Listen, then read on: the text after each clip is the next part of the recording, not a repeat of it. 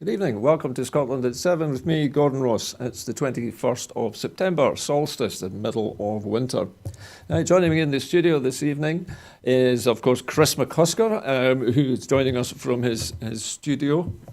Hello, Chris. How are you? Good evening, Gordon. One of many. One of many. Oh, nice to have you back, Chris. And of course, the star of radio and the Save Loch Lomond campaign, Sam Paton. Hi, Sam. I'm going to get you back for that, Gordon. I really, really am. One of these Also, days going to get you back. But it's nice to see you with your Christmas jumper on this evening. thanks very much, Sam. I'm trying my best. Thank you. Okay, on with the show. And first of all, the coronavirus update. Now, as of 2 p.m. today, a total of 1,309,436 people in Scotland have now been tested through NHS Scotland labs and UK government regional testing centres. Of these, 1,196,386 were confirmed negative, while 113,050 were positive. There are now 1,504 new cases of COVID-19. But there were no new reported deaths of people who have tested positive today. This, of course, is an underestimate of the number of cases. Not everyone with the virus displays the symptoms, and not all those with symptoms will be tested. Of the people who have tested positive, 1,078 were in hospital last night, 59 of whom were in intensive care. The number of patients in Scotland who have died from complications caused by the coronavirus COVID-19 infection now stands at 4,283. This number only includes those who have died in hospital, having received a positive test for the virus. The latest UK daily figures published today show that 67,616 patients who tested positive for COVID-19 have sadly died from their illness, an increase of 215 since yesterday. This number refers to deaths in all settings, not just hospitals. Now, if you'd like to join the conversation here this evening, you can, of course, do so on Twitter by following us at Broadcast Scot and using the hashtag Scotland@7. I'm just being asked to correct a mistake I made earlier on about the date. It is, of course, the 21st of December. I don't know what I said at the beginning of the show. Anyway, to our first story this evening. The United Kingdom has been shut off and isolated by COVID and Brexit.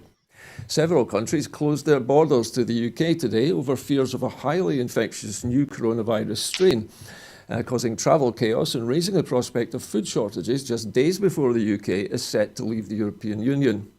India, Pakistan, Poland, Spain, Switzerland, Sweden, Russia, Jordan and Hong Kong have suspended travel after the Prime Minister Boris Johnson warned that a mutated variant of the virus, up to 70% more transmissible, had been identified in the country.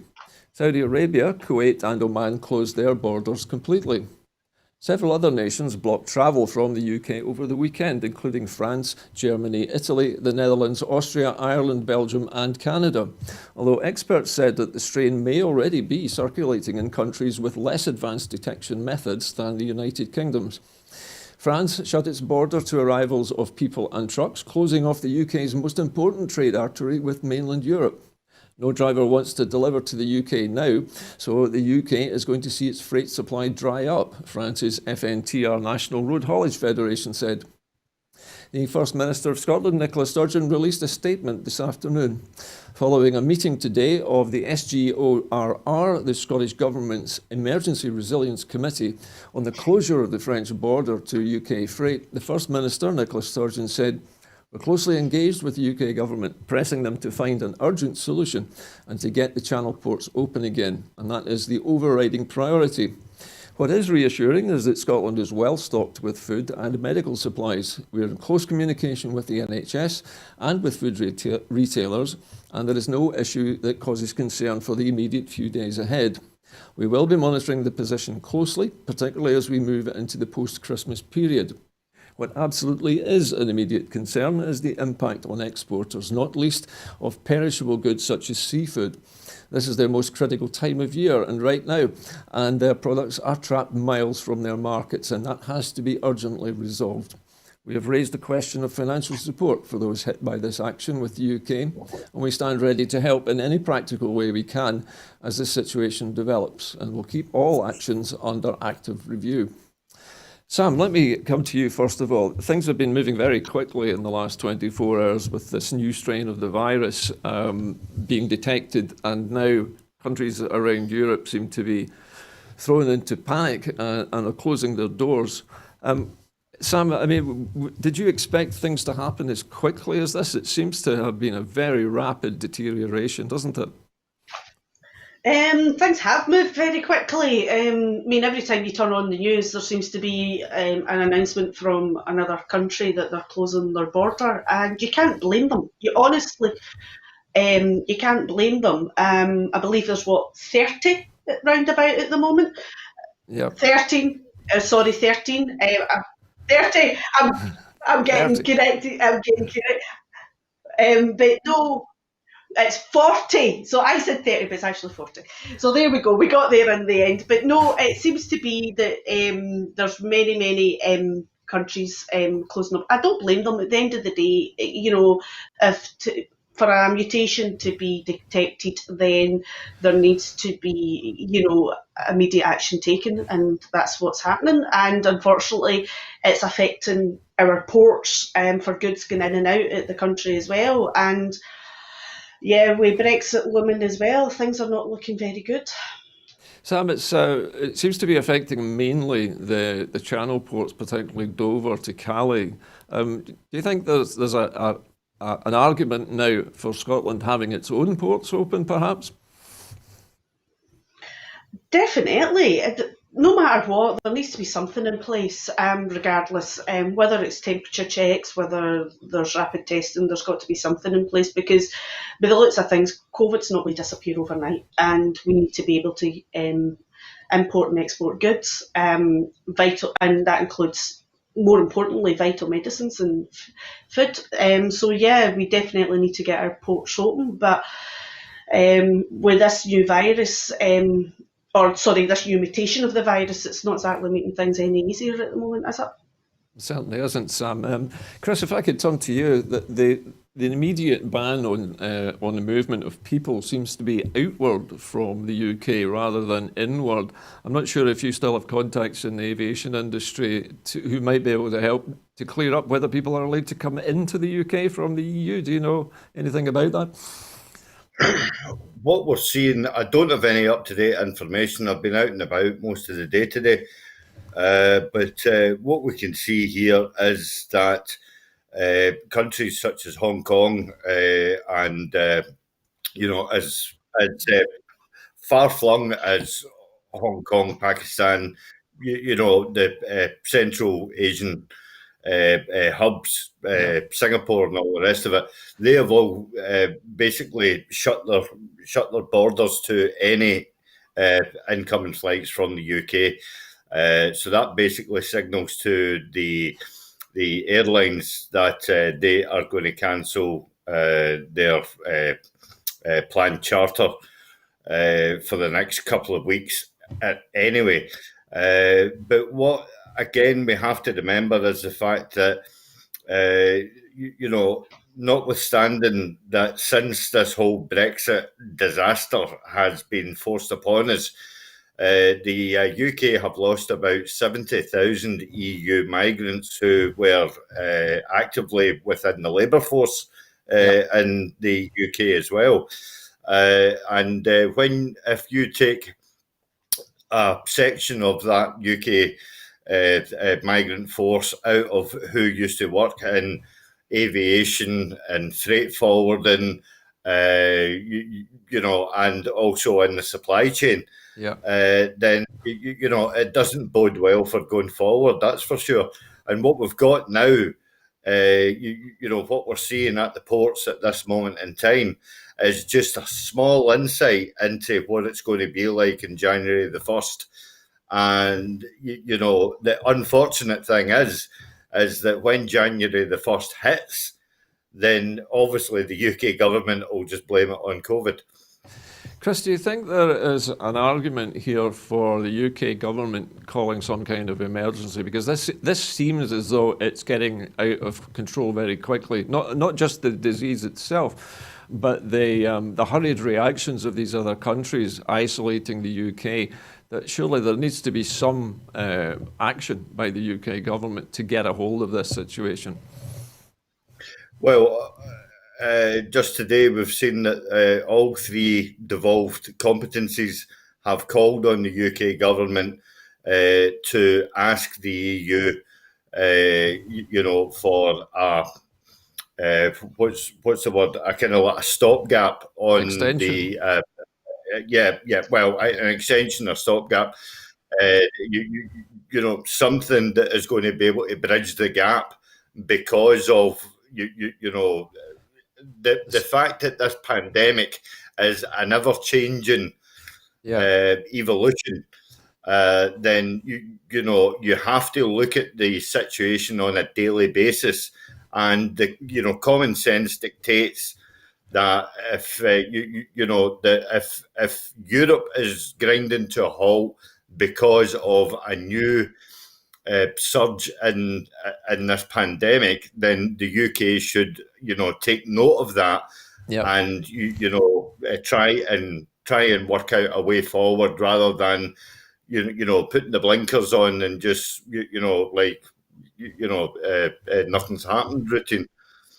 Thank you, Chris. Just briefly, Sam, we've also been hearing there from Chris that there have been calls from all three of the devolved administrations on the UK government to ask for an extension to the Brexit negotiations. The European Union is obviously limited to what it can do, but it does have powers which would help smooth things in terms of transport. Do you think there's now a need for the European Union to make an offer like that to the UK? Yes, there is, but at the end of the day, is this not been brought up before in terms of because of COVID to add in an extension to Brexit actually happening? So the fact again that we're the kind of the 11th hour. And they're literally asking again. They're asking again, and if not, probably, I would imagine if it was me, you'd be literally begging to be getting an extension because it just seems to be at the moment that there's just it just seems crazy to be even contemplating going ahead with Brexit. Okay, but listen, thank you, Sam. We're going to move on to our next story this evening, and the Scottish Government is to appoint new ministers. The First Minister, Nicola Sturgeon, has appointed Mary Goodwin as the new Minister for Public Health and Sport, among a range of new appointments, which she said had come at a crucial time for Scotland, as the nation faces a number of challenges. As well as the wider role of improving public health and promoting sport at all levels of Scotland, Ms Goodwin will play a key role in tackling the pandemic with responsibility for coronavirus COVID-19 testing across Scotland, with the Health Secretary taking the lead and the delivery of COVID-19 vaccinations.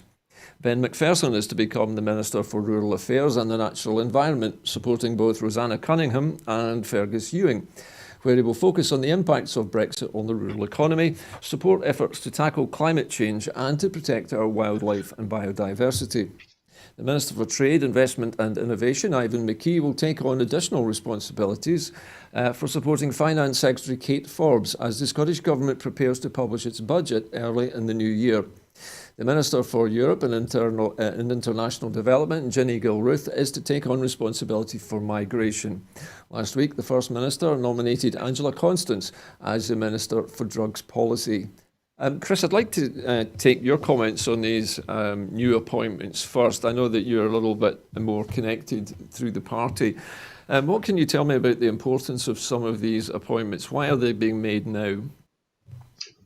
I think it's down to the fact that Nicola wants to beef up her cabinet, and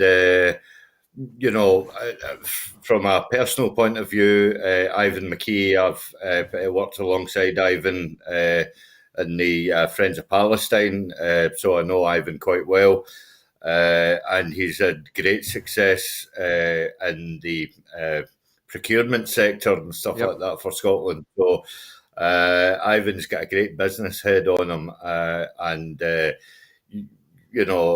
he will undoubtedly flourish in that extra portfolio that he's been given. So and as to the rest of them as well, Angela Constance, taking a fresh look,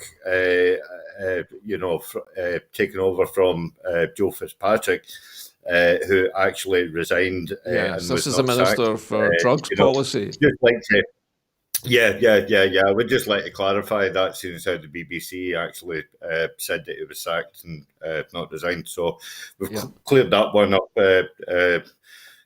You can put a check in the post, Anti-Beeb. So I'm sure Mary Goodwin as well will, bring a bit of diversity to the cabinet. So just to sort of like freshen everything up, and so it's good news. Okay, Chris, thank you. Thanks, Chris. Sam, just hearing from Chris there about these new appointments, it seems that particularly with the appointment of Mary Goodwin to help with the coronavirus COVID testing across Scotland, that there's more emphasis now on assisting the Health Secretary. Do you think it's about time that the Health Secretary had a bit more, sort of human resources behind this? I think it's about time, especially with COVID going ahead, that we do. The Scottish Government ministers all have a bit of extra human resources behind them, because it's changing. It's a changing country, very much so, in so many different ways. And they do need to be focusing on health, well-being, and even in terms of business, because the whole thing is going to change. The whole we're going through a society shift. I was going to say societal, but I wasn't sure if that's a word, so we'll say society shift. So anyway, we are going. But we are going through that at the moment. That's what's happening between COVID and Brexit. So, and yes, it makes sense, as Chris says. We've got an up-and-coming election coming, so it makes sense to kind of start shuffling people around at the moment and try and get the kind of strongest people, or the people who you think it can are stronger at doing the particular job in place now. So that's what they're doing.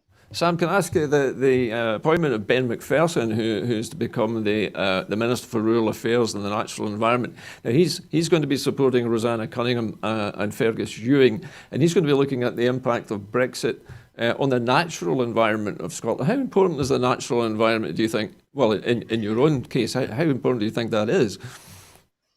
It's extremely important, because at the end of the day, it's one of our main assets in Scotland, and he'll be hearing from Save Lothlone campaign like everybody else. So looking forward to it. Hello. But anyway, apart from that, no, it's very important. It's one of our main assets, and it's when tourism is able to open back up to some degree, that's what brings people to Scotland, as our natural assets, our environment. So it's very important. Okay, Sam, thank you very much. Okay, I think we'll move on to our next story now. And the Labour leader, Keir Starmer, has said no to IndyRef and no Brexit transition extension. In a speech today, the Labour leader, Keir Starmer, said he supports Boris Johnson saying no to a Scottish independence referendum. Announcing his plans for more devolution across the UK, he appointed former Labour Prime Minister Gordon Brown to head his constitutional convention.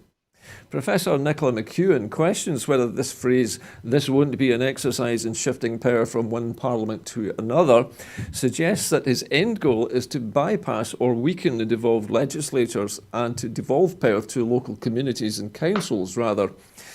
In press interviews following his speech, Keir Starmer backed Boris Johnson in opposing an extension to the transition period. The SNP's Westminster leader, Ian Blackford MP, had earlier called for the UK government to finally see sense and to agree an extension to avoid more damage and disruption from the growing Tory Brexit crisis. Mr Blackford said that Boris Johnson and Keir Starmer are recklessly endangering Scotland's economy by threatening to impose a Tory hard Brexit in 10 days' time, despite the COVID-19 pandemic. Whatever happens in the days ahead, independence is now the only way to protect Scotland's interests and our place in Europe. Let me come to you first, Sam, for your comments on this. What do you make of Keir Starmer and his stance, first of all, on Brexit and independence? who is he called? What that man from down south who stands in front of a podium and tries to tell us that we're not getting independence. Yeah, that man. Yeah, that's what my thoughts are on him. Like, pass it over to Chris because I'm sure he's got a lot to say on this man. All right, Sam, I will pass it over to Chris. Over to you, Chris. So what do you make of Keir Starmer's comments today? Well, Comrade Starmer, Sir Comrade Keir Starmer, has got no right in telling Scotland, that they cannot have the right to their choice of self-determination any more than what Boris Johnson can. The UK government has not got a right to dictate to Scotland in the face of the fact that the substantial shift of change from 2014 to now, and with 17 polls behind Scotland basically saying that the country is ready for change. Yeah. And the fact that the country still is European and unified in that European stance. What this is a blatant re-establishment of the establishment. It's a reinforcement of the union as blue Tories and red Tories joining up together in order to save their own necks, to save their own skin, to save their very being of the inner machinations of how the UK works.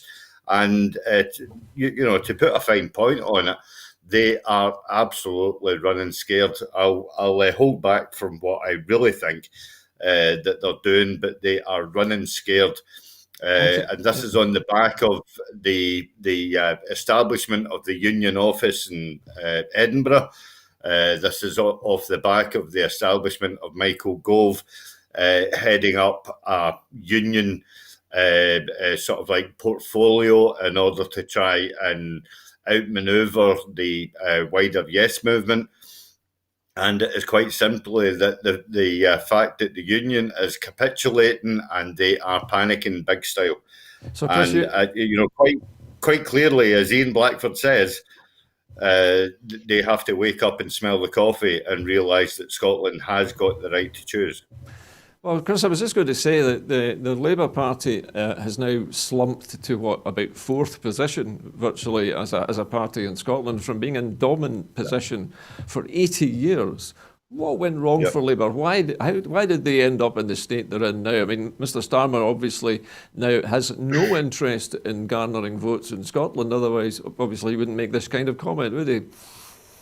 Well, you see, Keir Starmer is stuck between a rock and a hard place because on one point he needs the support. He knows that he needs a strong Labour support in Scotland and also in the red wall of the north of England as well. He's not going to get that back for the foreseeable future. He's never going to get it back in Scotland because of his actions now. By clearly coming out in favour of the union.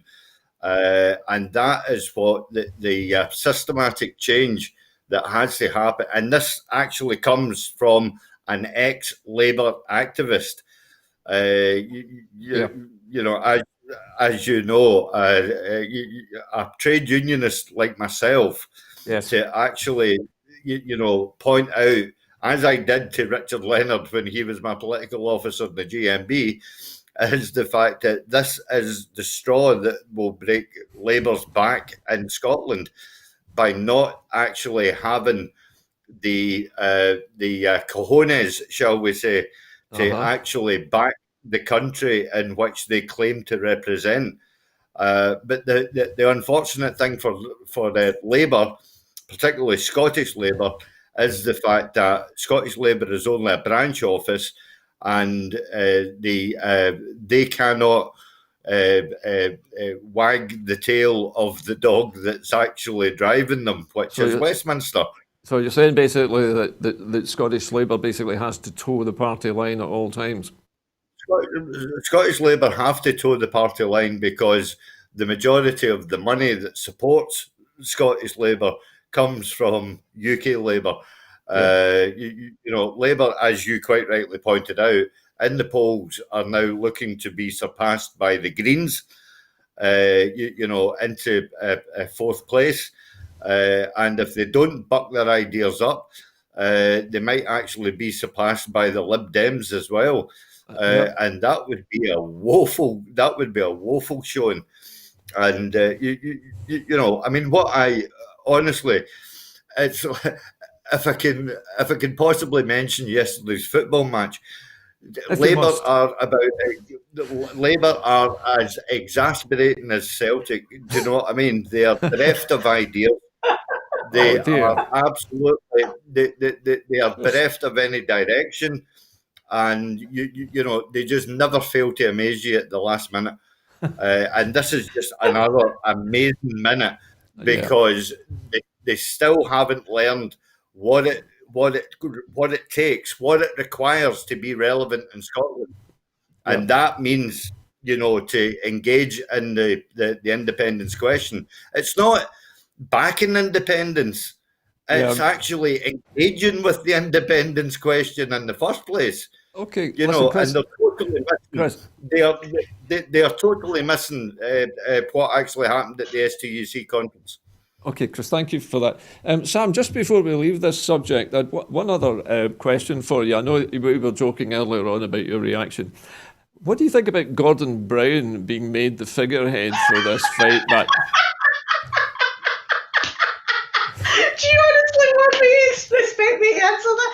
Yeah, that's fine, but again, Labour have completely lost the plot.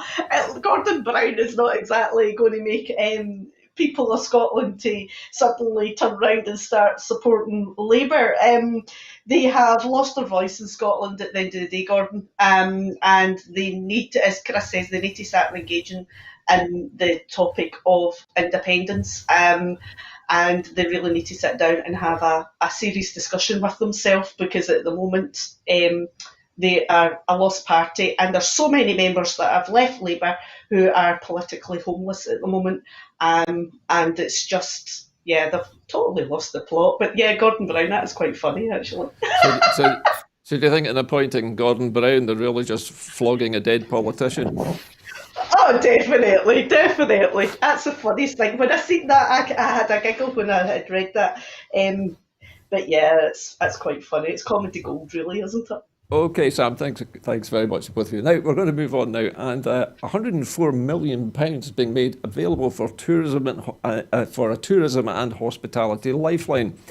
Tourism and hospitality businesses across Scotland are to benefit from a £104.3 million package of support in the new year. The funding is part of a short-term response to the Scottish Tourism Recovery Task Force recommendations and follows lengthy discussions with the industry to target support specifically where it is needed the most. It's part of a £185 million package previously announced by the Finance Secretary Kate Forbes. Further work will be urgently undertaken to establish what additional support is needed in light of the announcement to move mainland Scotland to level 4 and the Scottish Islands to level 3 from Boxing Day. Businesses are required to close by law are currently able to claim up to £3,000 for every 4 weeks through the Strategic Framework Business Fund. Areas set to benefit include £19.2 million to provide one-off grants for hospitality businesses, £50.8 million for businesses with rateable value of more than £51,000 that have not received support from the Pivotal Enterprise Resilience Fund or Hotel Support Programme, and some additional support for smaller businesses impacted by the restrictions. Also £11.8 million for international inbound coach tourism and domestic tour operators, £7 million for self-catering accommodation, £5 million for visitor attractions, £2.5 million for outdoor tourism, £2.3 million for hostels, £2 million for ski centres, £1.5 million for travelling show people ineligible for other support, £1.2 million for destination management organisations, and a further £1 million for bed and breakfast accommodation and guest houses excluded from the latest non-domestic rates scheme. Okay, Chris, this is a big list of help that's come from the Scottish Government. Now, we've mentioned many times on this programme the Scottish Government is trying to do the day job. How important is this kind of lifeline to Scotland's tourism industry? It's vitally important, Gordon, and you stole my thunder there by saying getting on with the day job. And what I would also call on Kate Forbes as well to be shouting this from the rooftops and getting it out there through any medium possible, social media, mainstream news media. Not that the BBC would actually report it, but people need to know in Scotland that the Scottish Government are digging deep in order to support these economies, and also the fact that they are also supporting some of the economies that have been left behind by Rishi Sunak. Yeah. There's been much criticism of Mr. Sunak. Yeah, he left a lot of holes, didn't he, in the funding packages? Of course he did. Yeah. Taxi drivers are one. People in the performing arts. Yes. People who are self-employed. Many freelancers that work in various sectors. Because it suits them to be self-employed, did not qualify in any such way, shape, or form. So, this has to be promoted, going forward in the run-up to the election that's coming up. People need to know about how much the Scottish Government are actually supporting business. Okay, thank you, Chris. Sam, what's your reaction to this news today? All this additional funding going into the tourism industry in rural Scotland. It's badly needed, Gordon, and a lot of these businesses will be grateful. And yes, the Scottish Government's trying to plug the hole that the UK Government has left behind, but it's and I'm going to say it's not enough, because these businesses are losing so much money right now, and a lot of these communities are basically rely on tourism so much. That's the main industry in their area. So it's better than nothing. It is better, and coming from an area where it's high tourism, you just see businesses struggling, and it's heartbreaking. It's really heartbreaking. But without independence, the Scottish Government's hands are tied. We need to be independent and full control of our finances. Okay, Sam, thank you very much. Moving on now to the United States. The US has unsealed charges against a Libyan man for the Lockerbie bombing. The United States on Monday unsealed criminal charges against a former senior Libyan intelligence official, Abu Ajila Mohammed Masoud Kir al-Marimi, in connection with the 1998 bombing of Pan Am Flight 103 over Lockerbie in Scotland, which killed 270 people. Following the unsealing of the charges, Scottish prosecutors said that they will work with the United States. Scotland's Lord Advocate, James Wolfe, said, "For 32 years, the families of the 270 people murdered in this atrocity have shown extraordinary and enduring dignity in the face of the loss they have suffered on that terrible night on the 21st of December 1988. Amar Anwar QC, who represents the McGrahy family, said, "Having watched the press conference by the US Department of Justice with the Attorney General William Barr, we are left wondering what is new 32 years later. He appears to rely on the confession of a former Libyan intelligence officer extracted by Libyan law enforcement agents.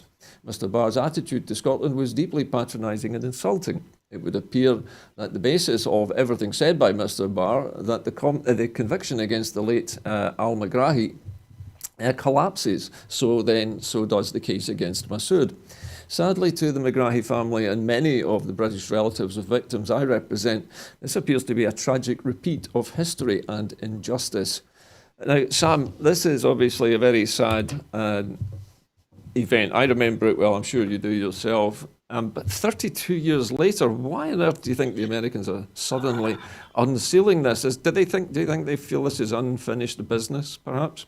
They probably do. I don't know, Gordon, but it just seems. I agree. It just seems a bit kind of 32 years now. They've decided to, unseal this information, and I hope that this is not going to kind of lead people to false hope, and the information is legit. It Yeah. is being obtained legit. There we go. Couldn't get that out there. That's it.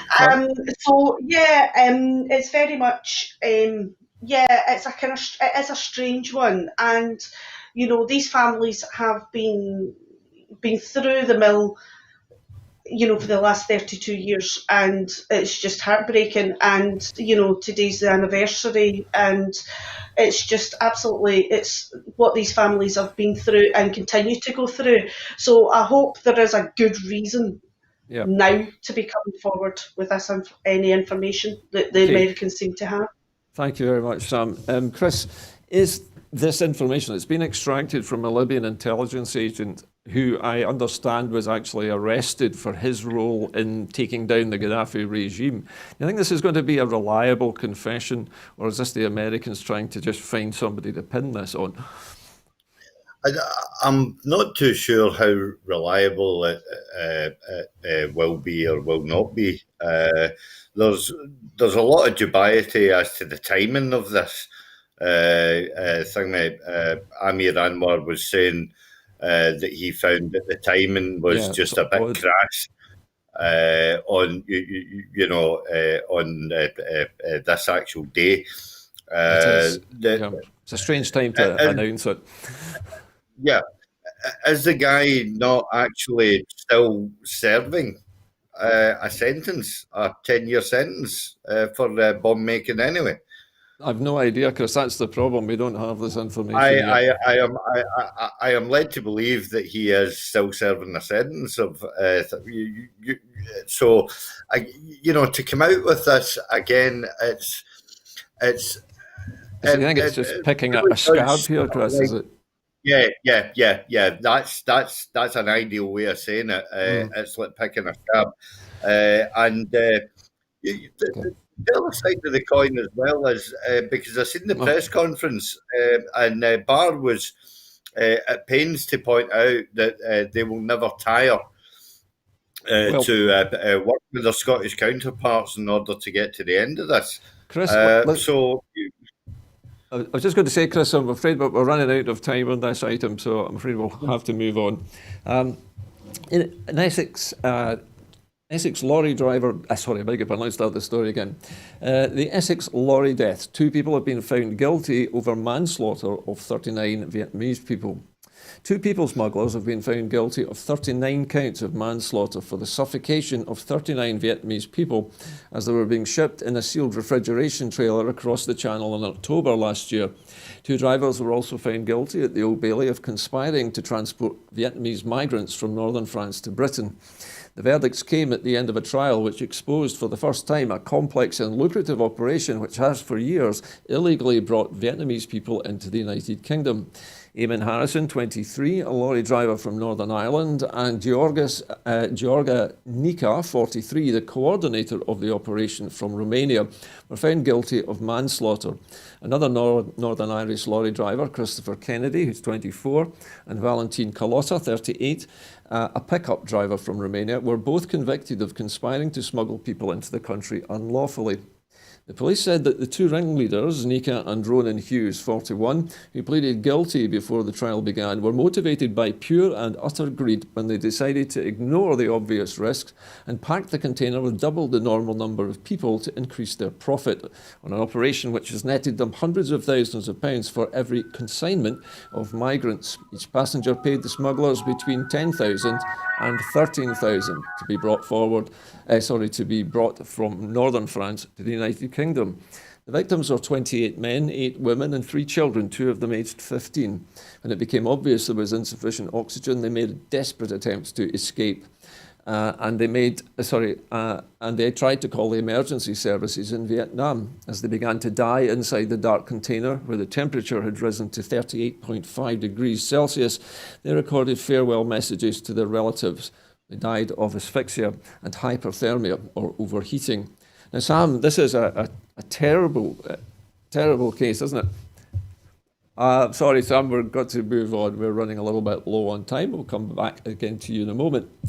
Now, the next item is on Protecting Scottish Seas, a new online platform which assesses the condition of Scotland's marine environment and the human activity it supports has been launched. More than 250 scientists have contributed to Scotland's Marine Assessment 2020, which brings together data from 183 studies to provide an up-to-date review of Scotland's seas. The assessments found that progress is being made to improve the health of Scotland's seas. It also found that progress is being made to reduce the levels of nutrients and contaminants in our seas. The marine economy is also providing significant economic and social benefits to the coastal communities, while the growth of industries like offshore wind, wave and tidal energy are increasing importance to the Scottish economy. Also, the marine protected areas and measures to tackle marine litter need more time to be fully effective. Climate change is the most critical factor affecting our seas and impacts on coastal flooding, erosion and marine species. Collaboration with coastal communities, industries, public authorities and international partners is essential to improve the state of Scotland's seas. The findings will be used to inform a forthcoming review of Scotland's National Marine Plan and the development of the Blue Economy Action Plan. It will also help to inform a future management of the Marine Protected Area Network. Now, sorry, Sam, I'll come back to you on this story. I know that nature is very important to you. How do you feel about this? This is a new report saying that Scotland's seas are actually improving. You must be encouraged by this. Yeah, it's quite good, and it's always good to hear that our natural environment is improving and we are learning more. However, as you know, I live just along the road from Fastlane, Yes,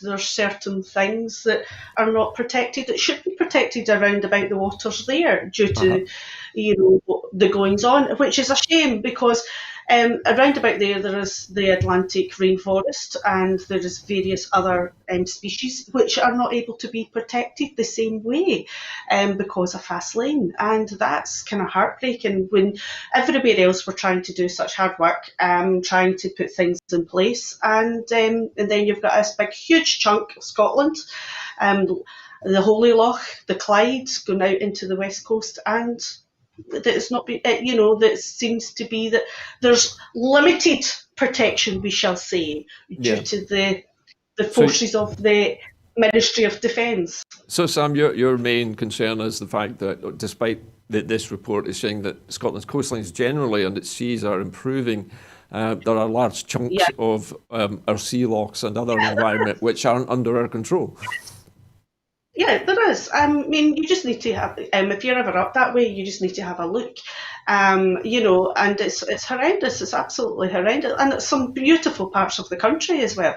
And they're not getting the same protection that the rest of Scotland's is enjoying due to this blip in our landscape that's been it's there and out of our control. Thank you, Sam. Chris, that's a very interesting perspective from Sam. I hadn't actually thought about that myself, but now that she mentions it, we can't really control what the British Ministry of Defence does on its property, shall we say, in the areas of Scotland which it controls. Do you think there should be more protection in these areas? Undoubtedly, there should be more protection. I just wish that you'd spent more time with Sam because she's far more eloquent on nature than preservation than what I could possibly be. But the fact, and Sam makes the point well, is that that we have been imposed a carbuncle that is neither wanted nor necessary and will never be used. The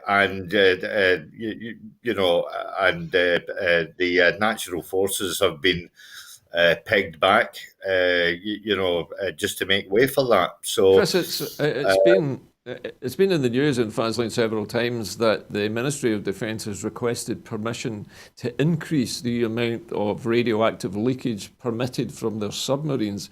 Surely this is something that the Scottish Environmental Protection Agency should be able to stop.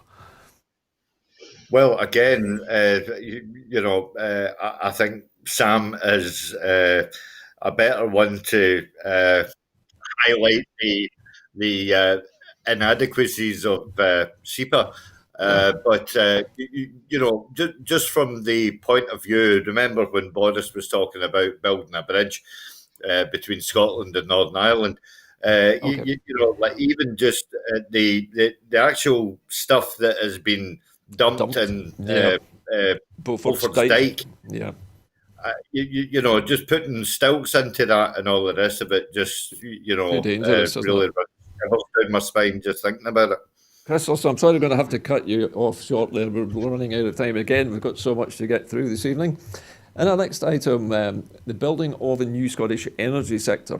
The hydrogen sector will receive £100 million over the next 5 years to support a green recovery and Scotland's just transition to net zero carbon.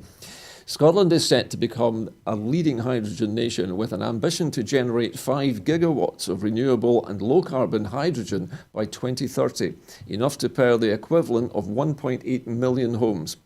Economic impact research suggests that the industry has the potential to be worth £25 billion a year to the Scottish economy by 2045.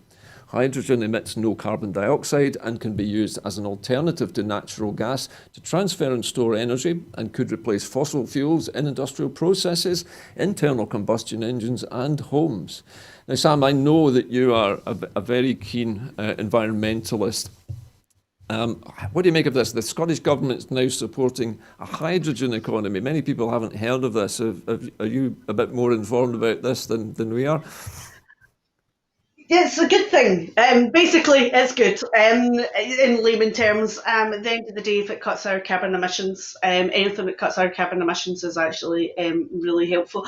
And it's great to see the Scottish Government having this ambition to be going for the zero net emissions, and that shows what kind of a progressive country we hope to be and we try to be, and at the end of the day, to be for our energy to be, coming from our natural resources, whether it's our water, our wind, the bits of sunshine that we sometimes get.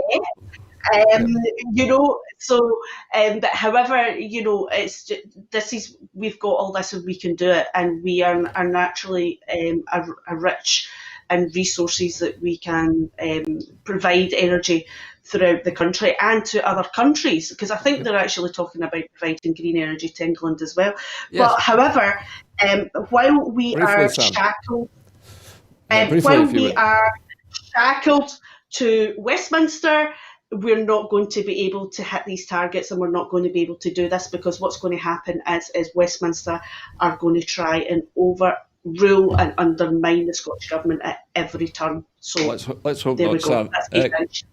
Okay, Sam, thank you. Chris, very briefly, if you would, what's your reaction to this news about the money for the carbon-free hydrogen economy?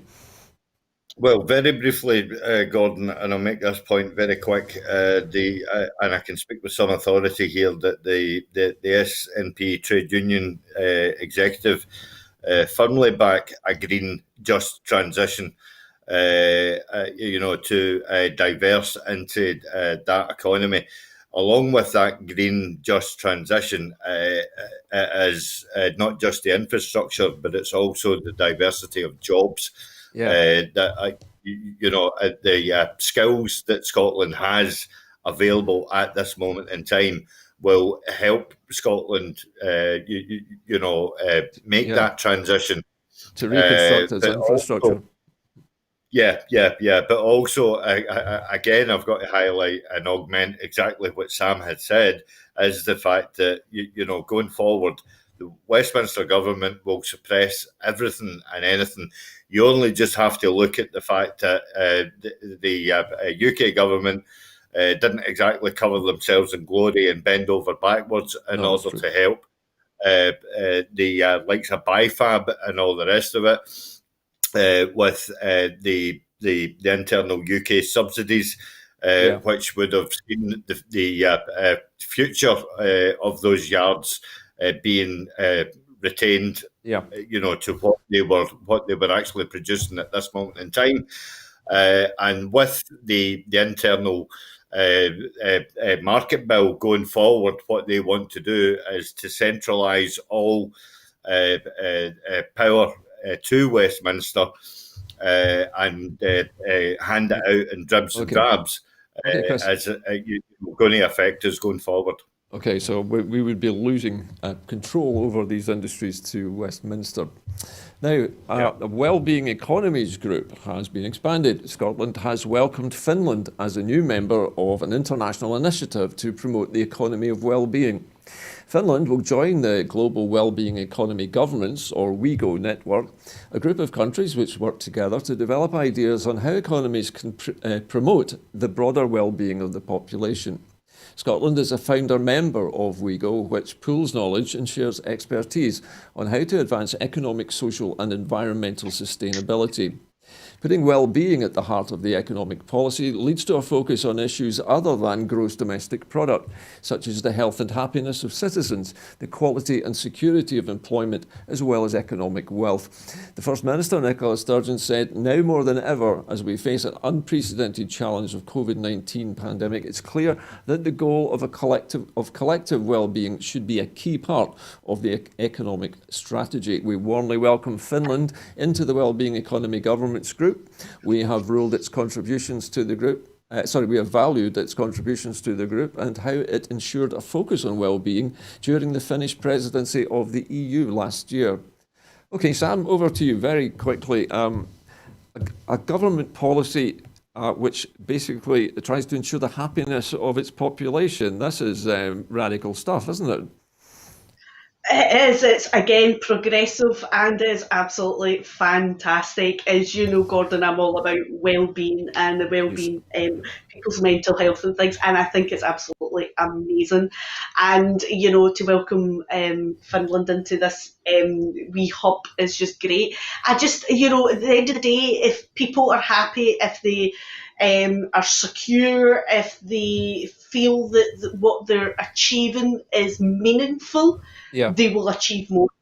And then you get a healthy economy because people are wanting to give, they're wanting to work, they're wanting to enjoy what they're doing. And even with schools as well, education wise, I mean, if kids are not under the same amount of stress that we genuinely put on our kids, if we just kind of take a step back and just rethink, get them outside, again, outdoor education in forest schools and things like that, get them learning that way.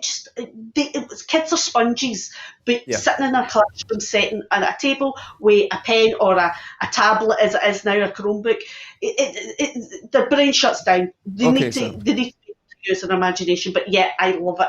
Okay, wonderful. Chris, very briefly, please, what's your reaction to this happiness and well-being economy? Well, again, I can only echo exactly what Sam said, but I would like this to be replicated in other areas. I want Scotland to be working with other international European partners, and I want Scotland to act as if it's an independent European nation, and when the UK government see us doing so. And also when the UK government see us foraging these friendships with people like Finland and some of the Nordic countries and all the rest of it, maybe they'll take the hint sooner rather than later. Let's hope so, Chris. Okay, on to our final story this evening. And Scots are being urged to look out for their neighbours this Christmas. The SNP MSP Gillian Martin has today launched a campaign to tackle loneliness and isolation across Scotland at this Christmas time, enlisting the help of the younger generation to look out for those around them. The Aberdeenshire East MSP has created a community action plan that encourages school-aged children to complete 5 acts of Christmas kindness for their neighbours just before term time resumes in January. with the aim of inspiring younger residents to take simple, positive steps to look out for a neighbour in need during this challenging festive period. The action plan includes a list of small gestures that can make a huge difference to somebody's day. A list of socially distanced actions include writing a Christmas note to your neighbour, drawing a Christmas-themed picture for your neighbour, taking your neighbour's bins out for them, sharing some of your Christmas sweets with a neighbour, and dropping off a bag of essential groceries to a local food bank. Let's come to you first this time, Chris. It's a time of good cheer. It's a time to be kind to each other. And this is, again, a government and an MSP from the SNP taking an initiative in Aberdeenshire. Yeah, and I think it's going to benefit the community. So it's got to be a lauded, well thought out initiative from Gillian Martin. And there are a lot of people within our society that are on their own, and at this time of the year feeling isolated, marginalised and stuff like that. I mean, so many of the corporate mantra coming out of the media is, all family and stuff like that and all the rest of it. So people can be a wee bit aggrieved when they feel that they've been kind of like left out of the loop. Okay. So, it is obviously a welcome step, and I just hope it doesn't replicate the old Scouts Bob a Job or something like that, Okay, Chris. Sam, over to you. It sounds like a lovely idea. Surely this idea should be rolled out across Scotland at Christmas time. I don't think it should be rolled out across Scotland at Christmas time. I think it's something that should be part of our nature and part of our culture, which it pretty much is, because majority of Scots already do things like that in our communities. And especially during the main lockdown, when everybody was off work and things like that, people were genuinely looking out for each other, whether it was just a message on social media or, just generally kind of keeping in contact with each other, people that you would normally see in the street or in the shops and things.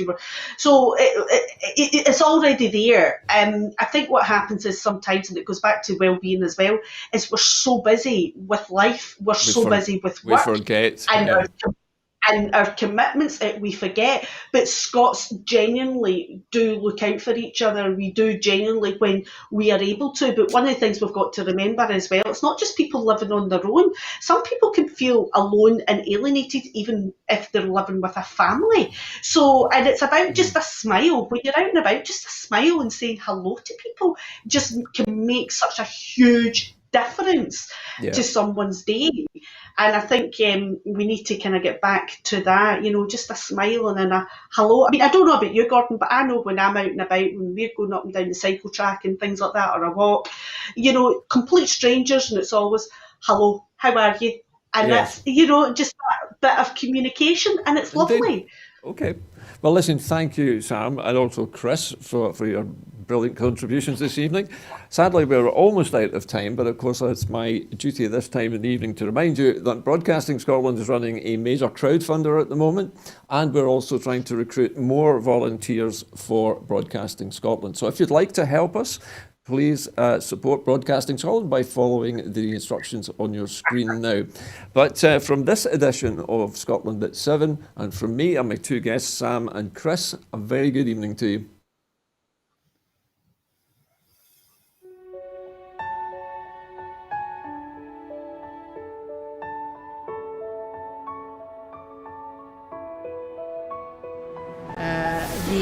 The Catalans, the Basques, the Galicians in the Basque.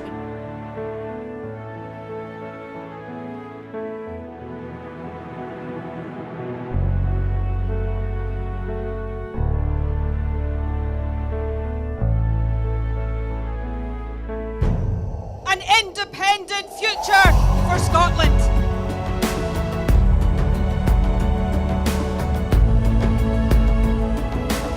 How quickly do you think a referendum can be arranged?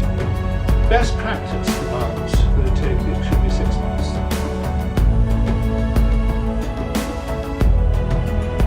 Just looking at the overall share numbers for Scotland at the moment, the SNP 46.4%.